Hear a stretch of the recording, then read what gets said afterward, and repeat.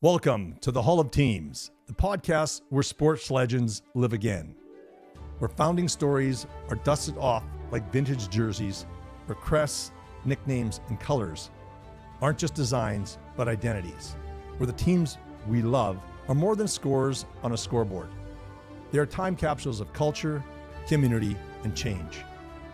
I'm your host, Kirk Jensen. For this episode, I feel as if heavy fog should be oozing up around me, with the pounding of ancient drums echoing in my chest and the ache of black throughout. Growing up in a small town in Western Canada in the 70s, I loved sport and competition. My eyes were always being opened to new worlds, flipping through Sports Illustrated or hearing the thrill of victory and the agony of defeat on ABC's Wild World of Sports. And long before I understood the game of rugby, I had heard the name All Blacks. And today, we stand at the crossroads where history trembles beneath stomping feet. We journey to the bottom of the world, where fog rolls off jagged cliffs, and where the silence waits for the roar. Where other teams have colors, the All Blacks are a color. The most dominant team in the history of rugby, and arguably in all of sports history. Today, we induct that team, a myth, a movement, a nation's soul, stitched in jet black and silver. The Hall of Teams welcomes the New Zealand All Blacks. Chapter 1, Shadows and Gods.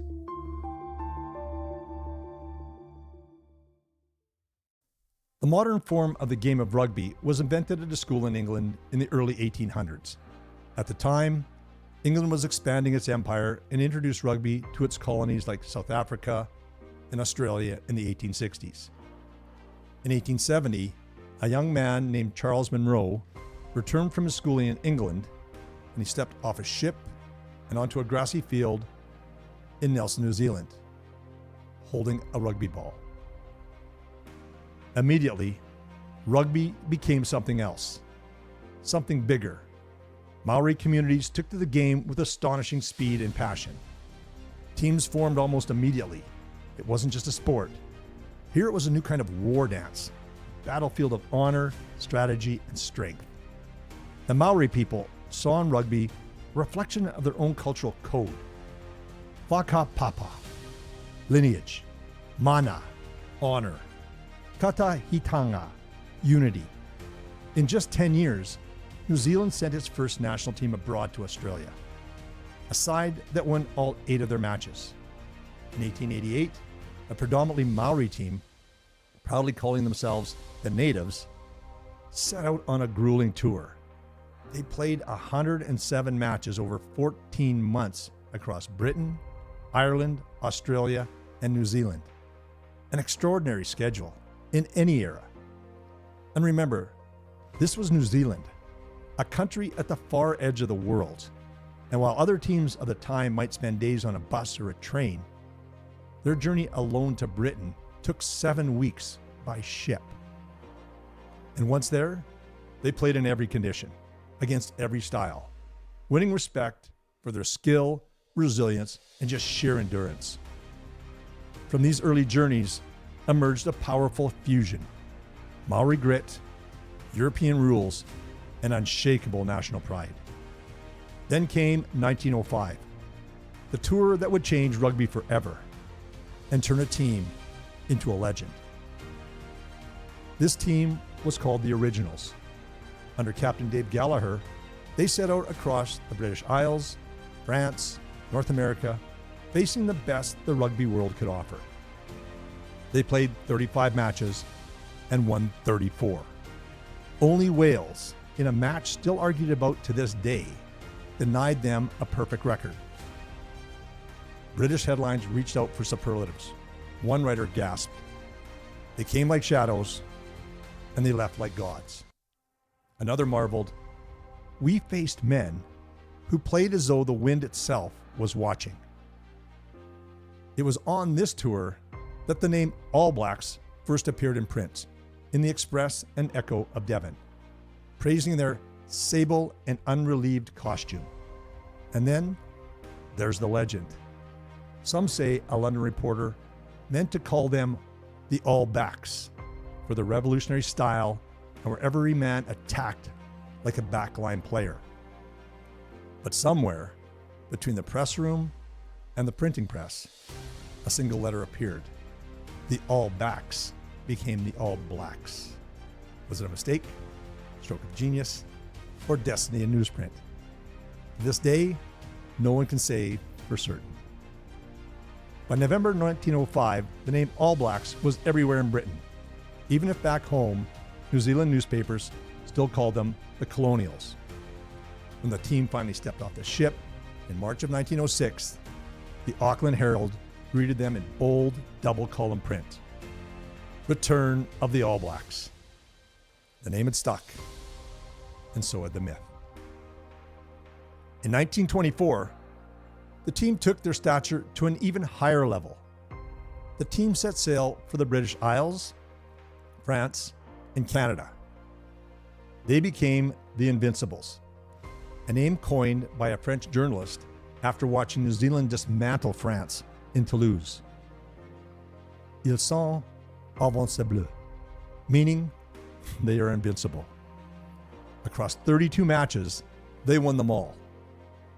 14 were official internationals, including test victories over England, Ireland, Wales, and France.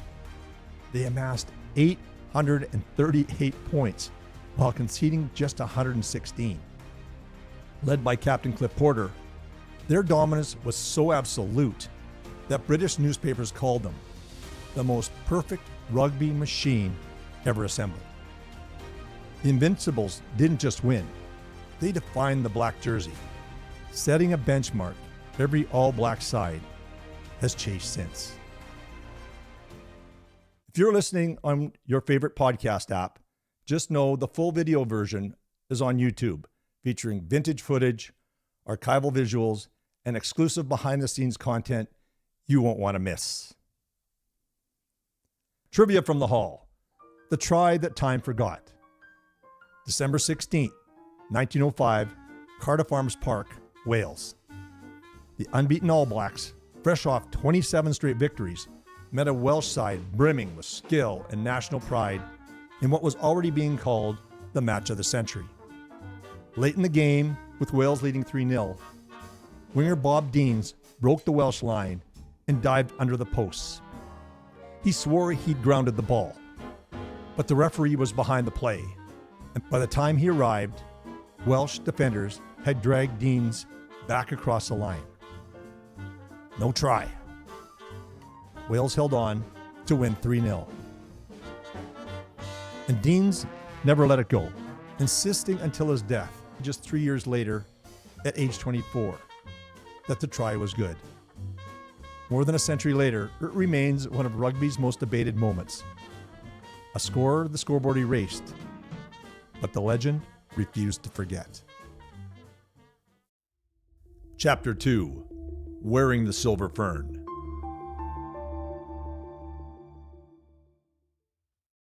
In 1893, Thomas Ellison, influential Maori rugby player, captain, and innovator, stood before the New Zealand Rugby Football Union with the bold proposal: replace the navy jersey and white shorts with a black jersey, black shorts, black stockings, and over the heart, a silver fern. The fern had long been a symbol in Maori and New Zealand life, a sign of strength, endurance, and sacrifice. Explorers used it to mark their paths. Ellison believed it should also mark the men who carried the nation's hopes on a rugby field.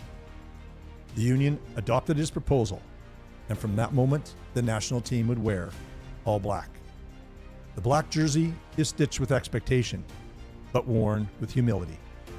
Steve Hansen, All Blacks head coach, 2012 to 2019. That humility is built into the jersey's most sacred tradition. Each All Black receives his jersey in a private ceremony.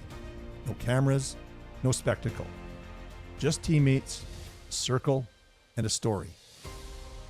For 119 years, nothing appeared on the black jersey but the silver fern.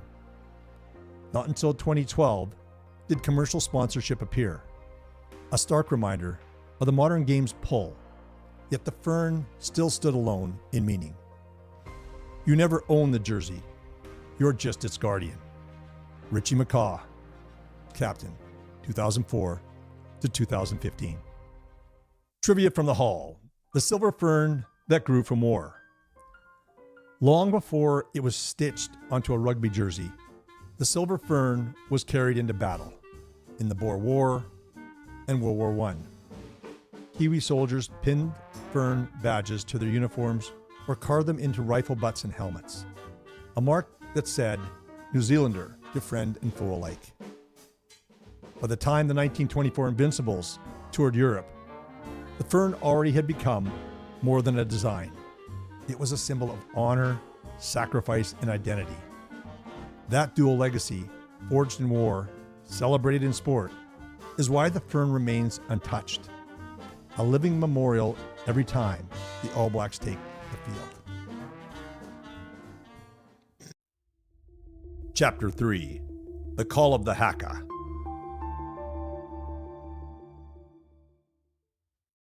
Before the first pass, before the first tackle, there is the haka.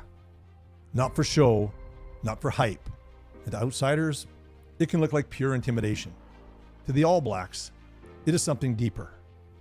A call to ancestors, a call to spirit, a call to every ounce of pride stitched into the black jersey.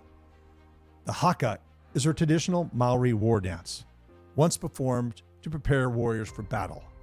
Its rhythm and movement carried through centuries of Polynesian ancestry. In Maori life, haka are not only for war, they mark celebrations, farewells, and moments of unity. The first haka the All Blacks carried onto the world stage was the kamate, penned in the early 1800s by Toa, Chief Te Rā Pauraha. It's where the story of the chief was fleeing his enemies and was hidden in a pit by another chief he called Hairy Man, and emerging safely into the sunlight proclaimed, "I die, I live," in celebration of his survival. The 1905 originals stamped those words into rugby history. 35 men in black, standing on frosty British mornings, eyes wide, tongues extended, feet pounding the turf, the roar rolling through the stands like a coming storm. In 2005, a new haka was born, Kapa Apa No, written exclusively for the All Blacks. Its opening words declare, "This is the team in black. I will make myself one with the land. It is New Zealand that thunders now. It is the All Blacks that thunder now." And now the All Blacks just waiting for the French to peel off the tracksuits, stand in front of them and receive the challenge of the haka.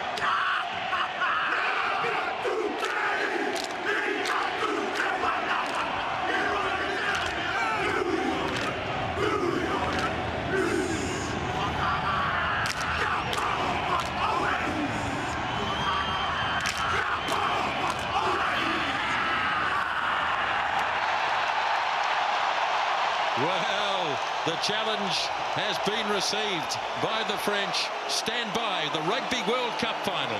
The haka is more than a ritual. It's the national heartbeat, a challenge, and a promise. We are here, and we do not fear. Chapter 4: When Giants Bruise. Tradition meets its truest test, not in victory, but in defeat. For over a century, the All Blacks stood at the summit of world rugby, building a legend out of the black jersey, the silver fern, and the thunder of the haka. But no dynasty escapes loss. Their record remains unmatched, the highest winning percentage in the sport's history at 77%. Yet it's the moments of failure that often have shaped them the most. In 1995, South Africa, a nation united behind its team, brought the All Blacks to their knees in a Rugby World Cup final filled with pride, politics, and lingering controversy. In 1999, France staged a stunning comeback at Twickenham, overturning the odds in a semi-final that left the crowd in disbelief. 2007, France struck again, this time in the quarterfinals, ending another title bid. 2019, England's precision and relentless discipline halted New Zealand's run, denying them a third straight World Cup. These were not just defeats.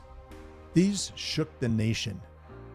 In the stunned silences after the final whistle, you could feel a nation hold its breath. Each loss stripped the team down to its essence, forcing them to confront vulnerabilities and redefine what it meant to wear the All Black jersey. From each of the defeats came change. Longtime leaders retired, new captains emerged, and strategies evolved. And then came the pandemic, canceling games, emptying stadiums, and breaking routines. For a moment, it felt as if rugby's grip on New Zealand life had loosened. Fewer kids were playing. Crowds wondered aloud, had the magic faded? But the All Blacks have never been a team that stays down. For them, pain is not an ending. It is the forge where resolve is reforged. Trivia from the Hall: why it's called a try and a test. Rugby doesn't just sound different, it speaks its own language. Take the most common scoring term, try. Odd name for something that succeeds. In early rugby, grounding the ball over the line didn't score points. It gave you the right to try for a goal, a chance to kick the ball through the posts. The try itself didn't count. The kick did. Over time, that changed, and the try became a score in its own right. Then there's the test match, the term for international games. Why test? Because it was exactly that, a test of strength, skill, and national pride. Early rugby nations saw these matches as examinations, proving whether your side could stand up to the best in the world. So the next time you hear try or test, remember, they're not just words. They're part of rugby's DNA. Chapter 5: The Unbroken Thread. From hardship to triumph, the All Blacks have always found a way forward. They refuse to let defeat define them. In 2011, after 24 long years without a World Cup title, they finally lifted the trophy again on home soil. In a tense Eden Park final, they edged France 8-7. The whistle blew and Eden Park erupted. Streets filled with flags, strangers embraced in the rain, and the nation's shoulders seemed to drop in relief. 2 years later, in 2013, the All Blacks achieved perfection, winning all 14 of their test matches, the only professional team ever to do so. In a sport built on attrition and travel, it was a feat of discipline, endurance, and relentless belief. In 2015, they became the first team to win back-to-back Rugby World Cups, outlasting South Africa in the semifinals and defeating their arch-rivals Australia in the final.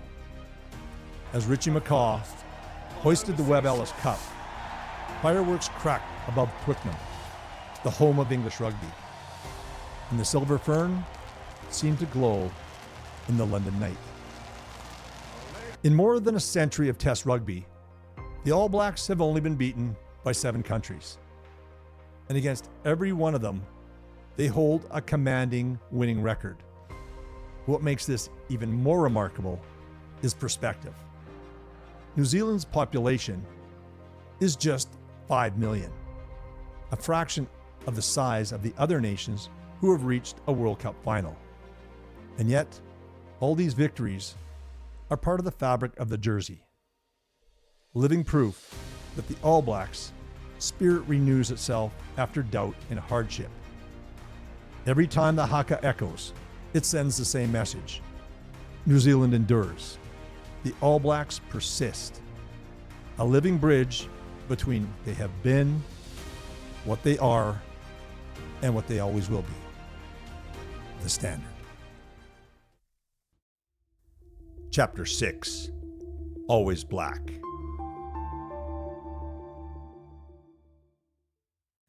Today, the All Blacks face pressure on 2 fronts. On the pitch, the world is caught up. France, Ireland, and South Africa no longer feared the black jersey. They've toppled New Zealand on the biggest stages. Proof that global parity has arrived. Every win now demands more. Off the pitch, the rules of the game are shifting. Lucrative offers from Japanese and European clubs tempt top Kiwi talent overseas. Current eligibility rules require to wear the Silver Fern, you must play in New Zealand. No exceptions. It's more than a regulation. It's the thread that ties every generation to the jersey. That's why the pathway remains sacred. From RIP rugby starting at age 5, through school teams, provincial clubs, and elite academies, every step drives toward one national dream. There are no shortcuts. It's about keeping players here. It's about keeping the dream here. New Zealand Rugby Union. And the legacy isn't just male. The Black Ferns, New Zealand's women's national team, have surged onto the World Cup stage. World Cup champions, ranked number 2 globally, leaders on the field and off it, carrying the tradition forward while shaping it for the future. 2 teams, 1 fern, always black. Chapter 7. Why They Matter.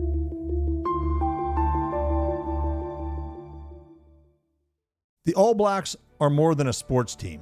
They are a legacy stitched into the fabric of a nation. No team in history has carried more. Not just wins or trophies, but the weight of a nation's pride, the voice of its ancestors, and the soul of its sport. It is with honor and awe we induct the All Blacks as they take their rightful place in the Hall of Teams. Picture it.